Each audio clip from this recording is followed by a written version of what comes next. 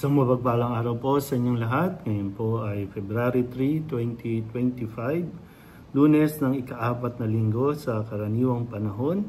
At ngayon din ay ginugunita ang kapisahan ni San Blas, isang obispo at martir.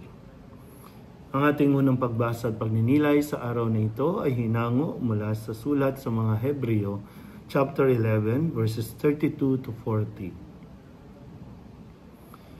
Mga kapatid, magpapatuloy pa ba ako? Kulang ang panahon para isalaysay ko ang tungkol kina Gideon, Barak, Samson, Jefte, David, Samuel, at sa mga propeta.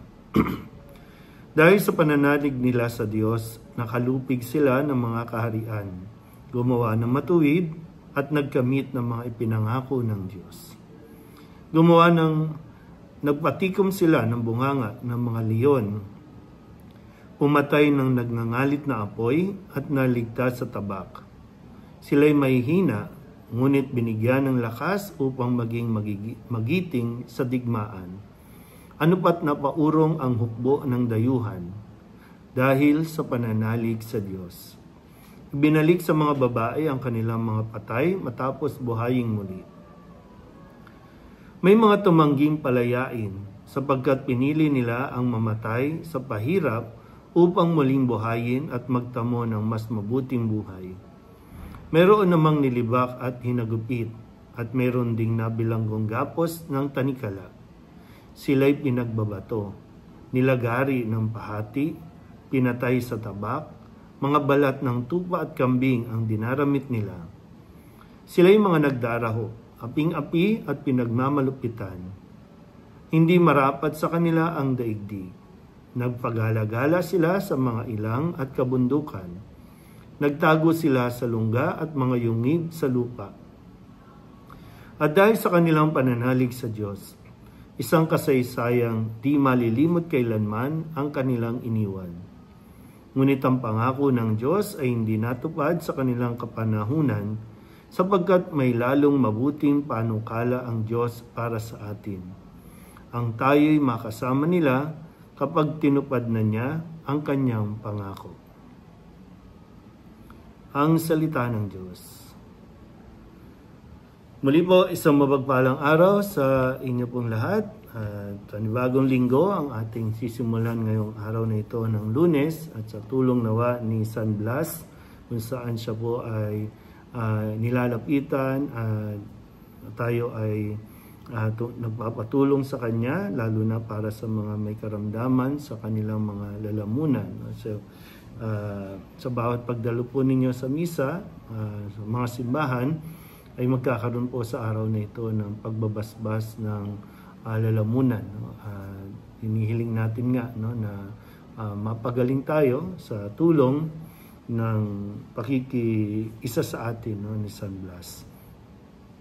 At sa atin din unang pagbasa ay muli pinapaalala sa atin. Talagang ang sulat sa mga Hebreo ay nakasentro sa pananalig.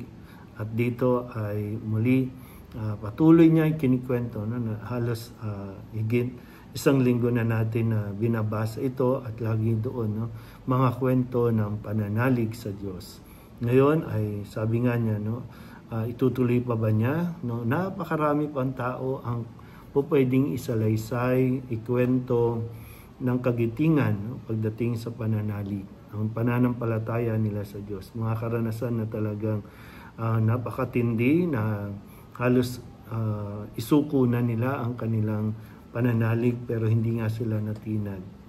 Maganda rin na sa atin, mabalikan din natin, kasi dito kaya sila hindi nakakalimutan ay dahil sa ginawa nilang pagsasabuhay ng pananalig. At ito rin nawa, marami tayong gustong iwanan sa mundong ito, marami tayong gustong maging legacy, pero paano nga ba tayo maaalala ng mga tao pag wala na tayo sa mundong ito?